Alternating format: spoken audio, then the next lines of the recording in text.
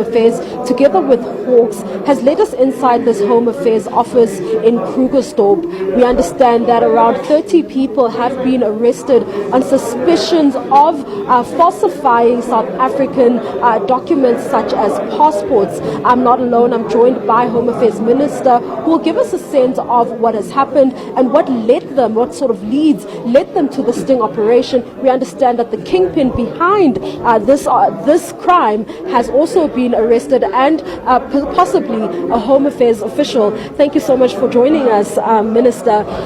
Talk to us about, the sting operation. How did it come about, and what sort of leads did you have to follow in order to carry it out?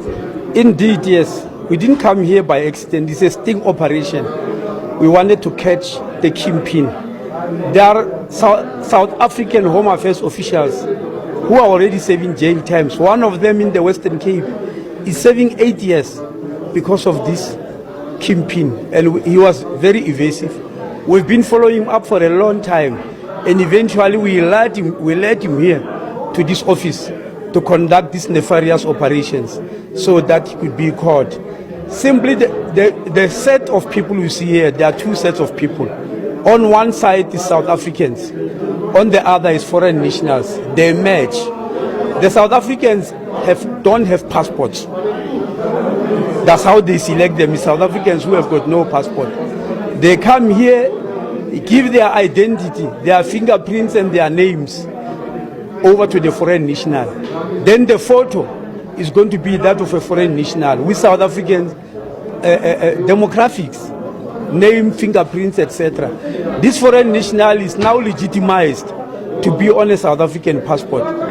One of these people here, these South Africans who are going to donate their identity today, is from El Dorado Park, coming here to Krugersdorp. Is it a coincidence? No. This kingpin is married to a South African who stays in El Dorado Park. And I think he married her just to be able to get South African permanent residency. Because in terms of the law, when you marry a South African, you get permanent residency and eventually citizenship.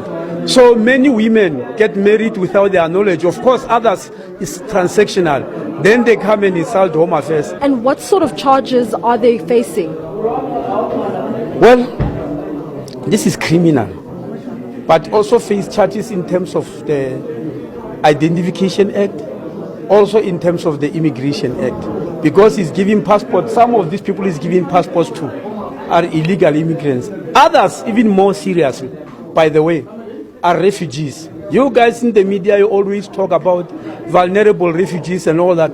Quite a number of people in South Africa who are looking for refugee status are not refugees, and I'll tell you why. You are a refugee, meaning you are under international protection. You have got what you call a Section 24 permit, meaning you can't visit your country because you are supposed to have run away from it because you are being persecuted.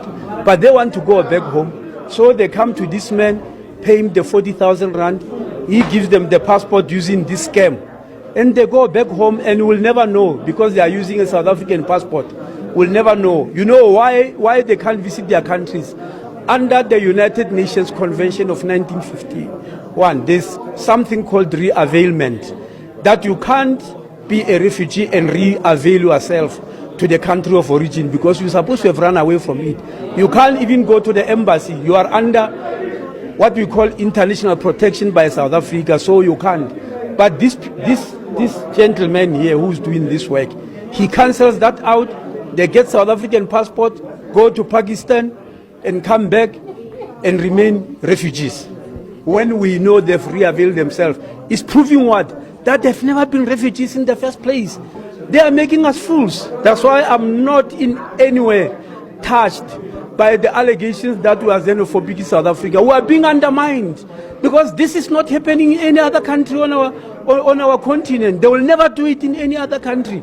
They only do it in South Africa because they believe our laws allow them to do that. And some of them even say, no, the constitution in South Africa allow you to do any hooliganism, and that must come to an end. I'm not going to accept that.